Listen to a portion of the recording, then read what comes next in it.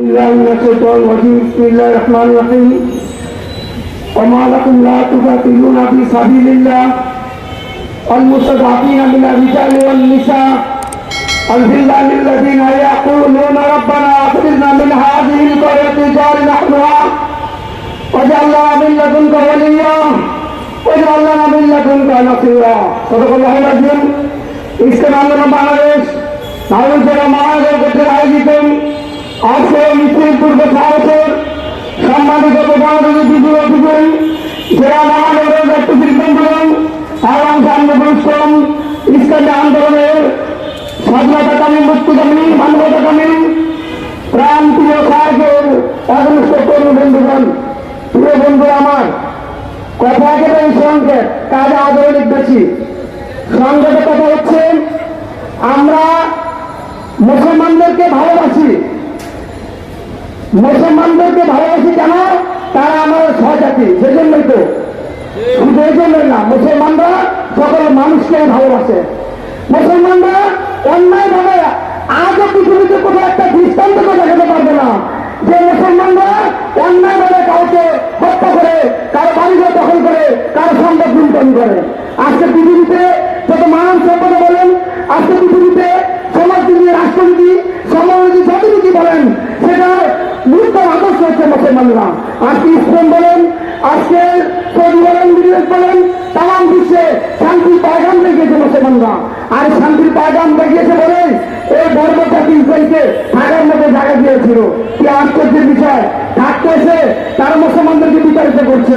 আলাদা বলতেছেন ইয়া আইয়ুহাল্লাযীনা আমানু কুলু আনসারুল্লাহ হে ইমানদাররা আমার ধর্মের সাহায্যকারী হয় প্রিয় বন্ধুরা আমার আমরা আল্লাহর ধর্মের সাহায্যকারী হতে চাই ইনশাআল্লাহ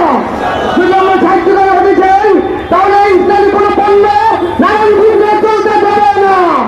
ইসলাম এবং মার্কিনদের পণ্য প্রতিহত করবো ইনশাআল্লাহ মাননীয় প্রধানমন্ত্রী আপনাকে উত্তর বলছি আপনি যদি বঙ্গবন্ধু পণ্য হয়ে থাকেন আপনি যদি মুসলমানদের ভালোবেসে থাকেন তাহলে বাংলাদেশের সীমান্ত দিয়ে কোন ইসরায়েলি এবং তাদের সহযোগী রাষ্ট্রের কোন পণ্য এদেশে ঢুকতে দেবেন না আমরা তাদের পণ্য ছাড়া চলতে পারবো বাংলাদেশের যে পণ্য আছে তা দিয়ে চললে আমাদের দূর চলে যাবে আমরা রাজার হালে তাদের পণ্য ব্যবহার করে থাকতে চাই না আমরা তাদের খুঁজে নিয়ে থাকতে চাই আমরা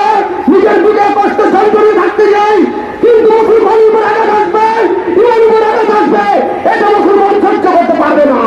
সেজন্য বলবো আপনাকে বলবো আপনি মুসলমানকে ইসরায়েলের বিপক্ষে শুধু বলবেন না আপনি মার্কিনের বিপক্ষে বলেন আবার মার্কিন রাষ্ট্রদূত আসছে তাকে রাজনীতি সম্মত করবেন এই মার্কিন রাষ্ট্রদূত এসে নতুন পায়গাম দিয়ে গেছে আমাদের কানে খবর চলে আসবে ইনশাআল্লাহ সেই পায়গাম যদি মুসলমানদের বিপক্ষে হয় সেই পায়গাম বাংলাদেশের মুসলমান মেনে নিবে না আর একটা কথা অনুরোধ করবেন ফরিদপুরে